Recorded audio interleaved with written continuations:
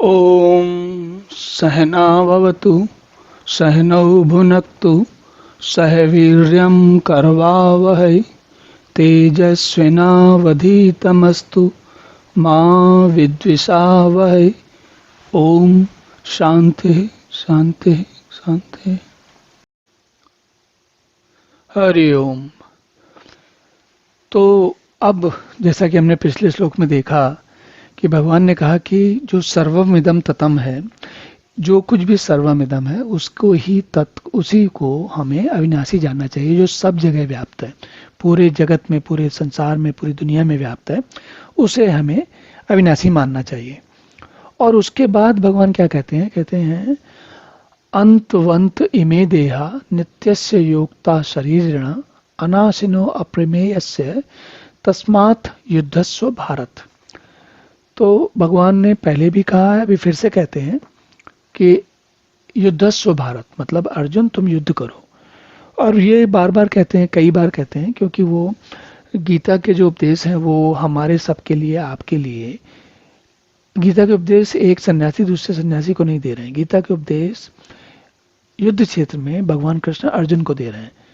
इसका क्या महत्व है? इसका महत्व ये है कि मैं और आप, किसी अर्जुन के जीवन में बहुत महत्वपूर्ण कार्य होने वाला है और उसके लिए वो युद्ध करने को तत्पर हुए हैं।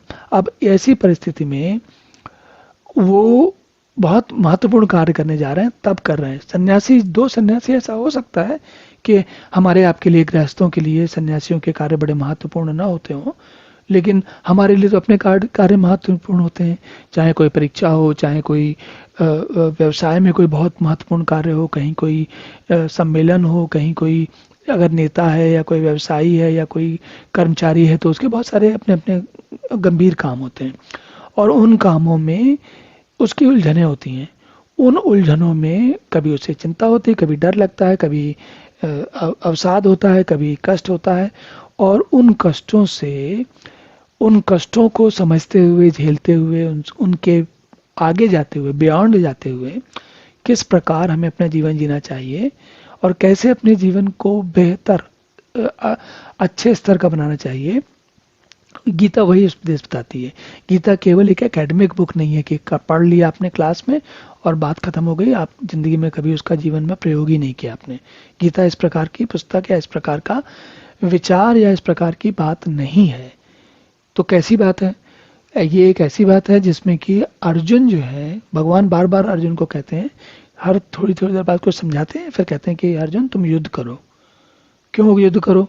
कह रहे हैं कि ये जो दुनिया है, इस दुनिया में जो सारा प्रलाप है, ये सारा कार्यक्रम है, वो चल रहा है और इसका तत्व ज्ञान तुम्हें वास्तविक रूप से बात समझ में आ जाएगी तो तुम्हें लड़ना, तुम्हें वैसे भी है, ऐसे भी लड़ना, वैसे भी लड़ना।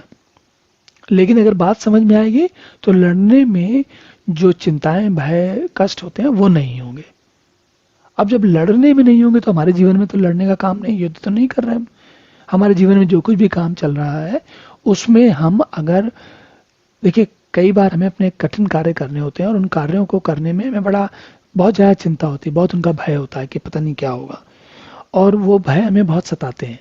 लेकिन अगर हमें वो भय ना रह जाए तो सोचिए, काम तो हमें करना ही है, भय के साथ करें या बगैर भय के साथ करें, बगैर चिंता के साथ करें या वैसे चिंता करते हुए करें। तो गीता का उपदेश हमें सिखाता है बार बार कि बगैर चिंता किए कैसे काम करना है। अब इसमें भगवान कह रहे हैं कि जो नाश रहित ये आत्मा जो है वो नाश रहित है। कौन सा? अविनाशी। जिसे पिछले श्लोक में भगवान ने अविनाशी बताया था, उसी को कह रहे हैं वो अविनाशी, नाश रहित, अप्रमेय। अप्रमेय मतलब जैसे कि, अब ये प्रमेय आपने गणित में पढ़ा होगा। गणित में प्रमेय का मतलब होता है कि कोई एक सिद्धांत का प्रतिपादन करना है, हमें कहना है कि ये बात हमें समझानी है आपको, उसको कहते हैं प्रमेय। अप्रमेय मतलब जिसे हम समझा नहीं सकते, जिसके लिए कोई सिद्धांत नहीं बता सकते। क्यों नहीं सिद्धांत बता सकते? क्योंकि सिद्धांत लगते हैं जगत की चीजों पे। जो ये फिजिकल वर्ल्ड दिख रहा है, जो भौतिक जगत दिख रहा है, इसमें सिद्धांत लगते हैं। अगर कोई अविनाशी चीज है जो इसके भी परे है, उस पर कौन सा सिद्धांत हम लगाएंगे? तो भगवान कह रहे हैं नाश रहित, अप्रमेय, नित्य स्वरूप। नित्य स्वरूप मतलब सत्य को हमने बताया था कि नित्य होता है। नित्य का मतलब जो हमेशा रहता है, जो नित्य होता है, वही सत है। क्यों सत है? क्योंकि वो हर समय है। अगर अनित्य होगा तो वो असत हो जाएगा, क्योंकि असत इसलिए हो जाएगा क्योंकि उस काल में वो नहीं है। तो कुल मिला के नाश रहित अप्रमेय नित्य स्वरूप जो जीवात्मा है, ये हम सब लोग, कौन, जो ये जितने भी बाकी चीज दुनिया देख रही है, अंतवंत, जो जिनको जिनको नस न अंत होना, अंतवंत मतलब जिनका अंत हुआ, अंत और वंत मतलब आदि और अंत, तो जिनका आरंभ हुआ और अंत हुआ, ऐसे लोग कौन है? शरीर है। तो भगवान ये कह रहे हैं कि जो ये परमात्मा है, जीवात्मा, ये जो नाश रहित अविनाशी है, उस नित्य रूप स्वरूप शरीर वाले हम सब शरीर हैं। तो मुख्य बात यहाँ समझने की ये है कि हम समझते हैं कि मैं, मेरी मन बुद्धि शरीर, वो हम अलग हैं और ये परमात्मा अलग है।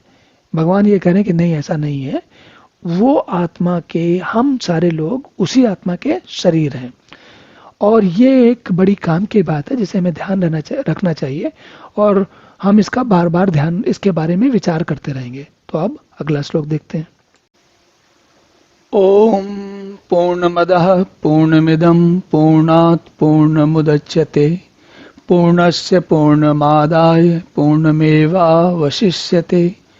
ओम शांति शांति शांति।